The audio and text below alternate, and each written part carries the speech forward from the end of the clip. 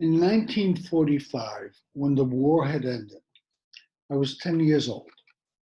I had spent 5 years hiding from the Nazis, who had occupied Belgium where my family had been living. My father died of natural causes in 1941. My brother, 9 years older, had returned from Switzerland, where he'd hid away working for bed and board as a lumberjack. And my mother, who had spent a couple of years in a small village outside of Waterloo, then for more than a year hidden in a shack in the woods, fed by an underground member.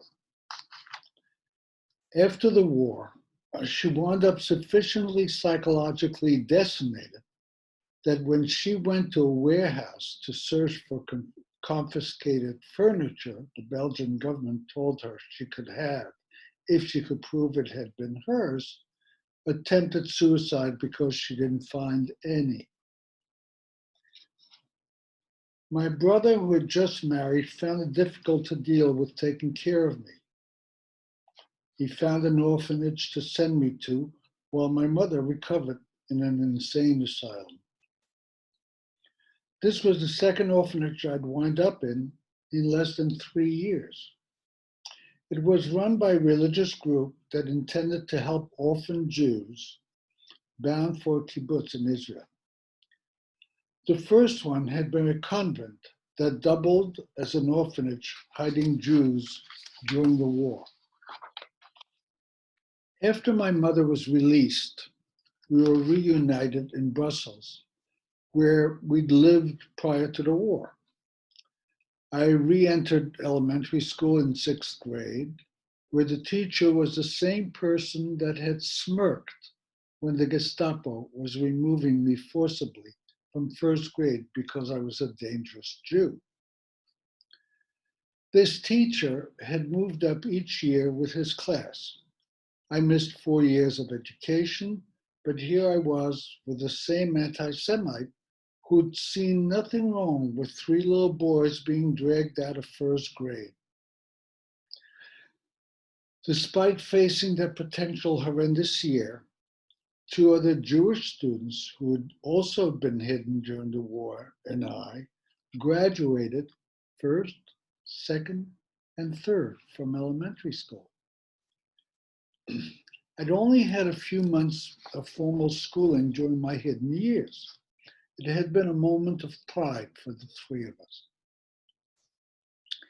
It seems that the occupation in Belgium and the treatment Jews faced had very little impact on assuaging the renowned European anti-Semitism. We often were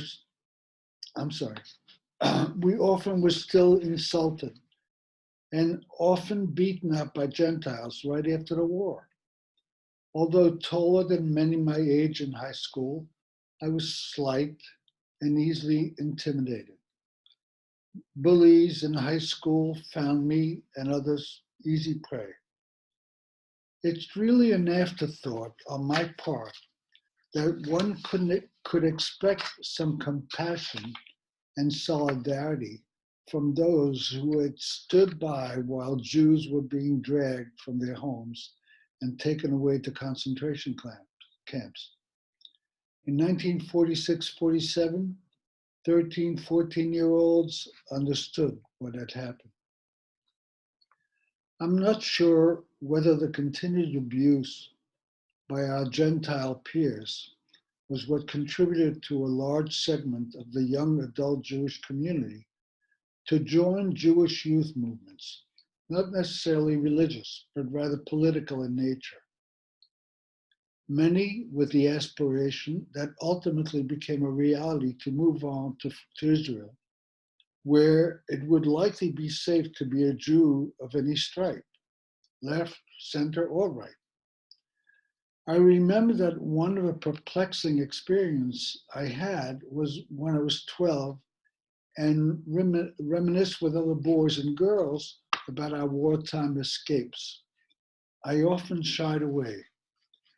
I guess like any group of people comparing situations, even the most horrendous illicit competition. There we were, outperforming each other with who was hidden longer, whose conditions were worse, and who lost more family. It's not clear to me if it's because mine seemed almost banal compared to living in concentration camps and death all around you. But I wondered why we were almost embellishing the worst scenarios. So I often withdrew, and I suppose lost the community yet again.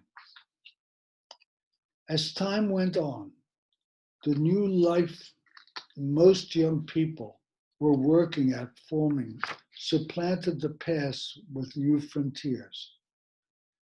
This would only suffice, though, if it also gave us the chance to fill the cultural void we'd lived through with one where we could control some of the events as Jews.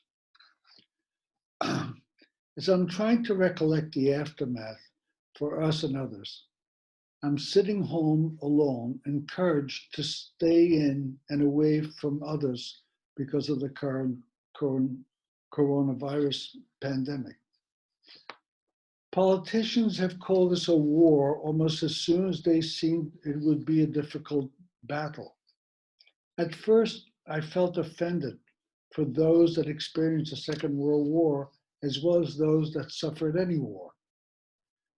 But the other evening, I felt a sense of being imprisoned, detained, alone, resentful, and very angry. It struck me that I'd learned all these as a preteen. Although I don't feel the need to act out now, then I did. I attempted to mask, familiar, isn't it, my feelings and whatever the real sense of myself was. I'm not certain how ubiquitous that manifested behavior was then. I'm sure there is plenty of literature out there to suggest that I wasn't the only phony one out there. Few friends and acquaintances knew any specific about my war years. In 1990, 45 years after the end of the war, several European Jews, mostly from Belgium and Poland, living in New York, who had often socialized and shared their war years, decided to put an end in a couple of decided to put an ad in a couple of magazines inviting others to join them in New York to open a dialogue about their hidden past. Fortunately, an old Belgian friend mentioned the magazine I rarely read. It intrigued me sufficiently to sign up and go. I felt anxious somewhat, but didn't exactly know why. Perhaps it was the old saw of, are we going to compete, expounding about who had a worse past, but it was something else. They had named the group the Hidden Children of the Holocaust. I wasn't sure why the name surprised me. To the organizing group's surprise, more than 1,600 people from around the world responded. So we met at the Marriott Hotel in Times Square instead of some small hall in Manhattan. For many years, many of us had not discussed our past. I don't remember exactly, but my brother, who'd stayed in Brussels and who I'd visit periodically, rarely mentioned frequent conversations about the war, even among the survivors.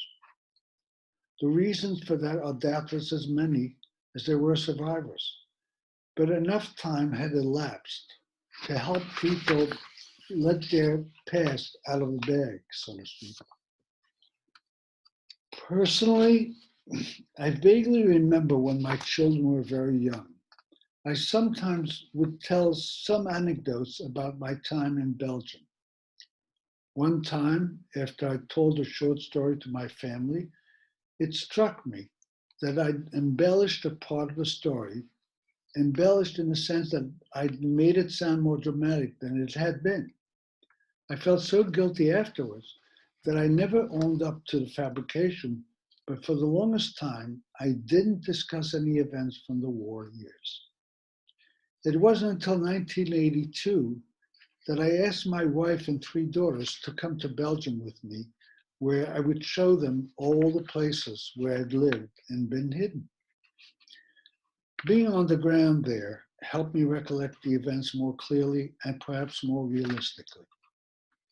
Needless to say, it was an emotional assembly of people who'd evidently been desperate to share their wartime experiences with others who would understand.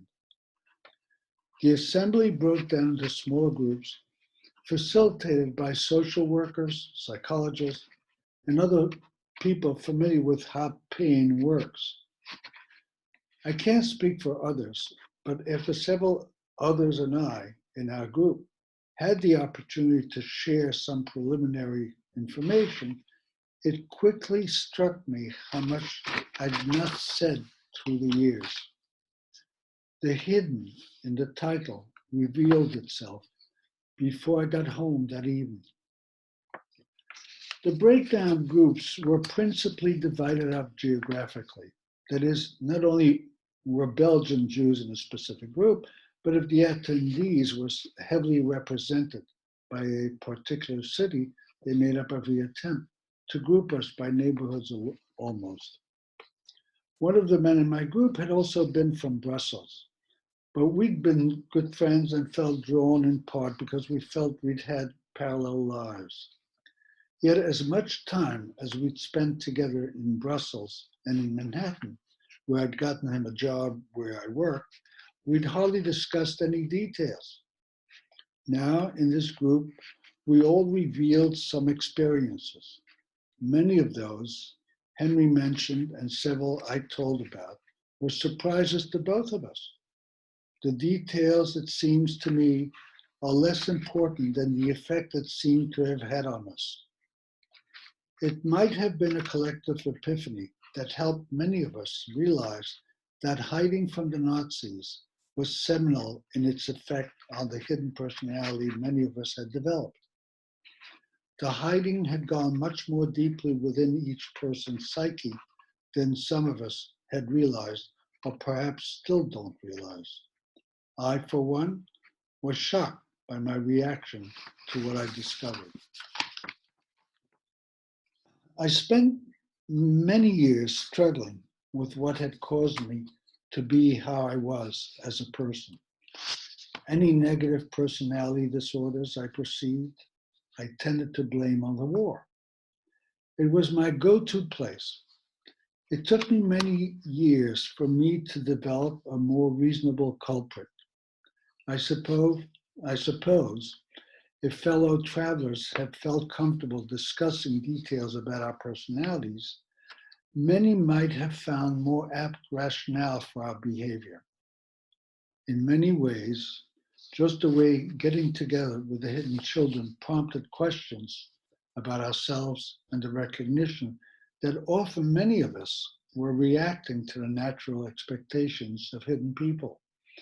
We imposed an acceptable personality on ourselves. It often went beyond, oh, I can't be a Jew, for I'm not that. Sorry. Oh, I can't be a Jew, for I'm not that bad. It reflectively encouraged us to find a person we thought others wanted us to be rather than the person we were. I've been accused of being very funny at times. It wasn't until I was in my 50s that I put it all together, that it was an act for the Germans and the Gentiles who really would be more comfortable if I were not Jewish. An argument that my American-born wife and I had about the affect I presented to my children was what helped me question my attitudes and how genuine they were. I suggested to my wife that my very presence would be enough of a clue to my children that I was and that I expected them to somehow imbibe my Jewish persona. She pointed out that most of what I was a negative Jew. I'd embraced my ideas of a Jew as a reaction to those that didn't want me. I was being obstreperous. I was going to be Jewish despite Gentiles, not because there was something positive about being Jewish. This correct notion made me rethink my behavior and the negative influences I might have generated in my daughters, who fortunately were productively being taught by my wife, who'd had a positive fundamental education in Judaism. Decades after my wife and I reflected on how we were portraying Judaism, one of my daughters said something that I could never forgive myself for. Yet, I'd not done anything except be who I was. She offered that very often in her life, she felt guilty for complaining about some negative events in her life because she felt that those were in no way as horrendous as mine had been. In a nutshell, I wonder if that's not how our lives are judged by others and others. Our lives are judged by ourselves and others. Sorry. After the war, Jews went about the best way they knew how, often influenced by how the war affected them. Gentiles did the same. It boggles the mind how little history teaches us to be different or perhaps better. I guess as educators, we might as well give more weight to the thesis of The Pedagogy of the Oppressed by Paulo Freire. We only learn well what was done to us.